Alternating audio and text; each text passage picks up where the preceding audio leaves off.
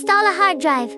Use a screwdriver to unscrew and remove the heatsink from the M2 drive slot. Take out the hard drive. Observe the position of the gold fingers. One side is long, and the other side is short.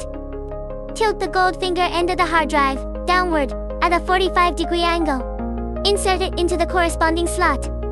Press the tail end of the hard drive down onto the motherboard base. Gently slide the buckle upward to secure the hard drive. Then install the M2 heatsink back. Then the installation is complete.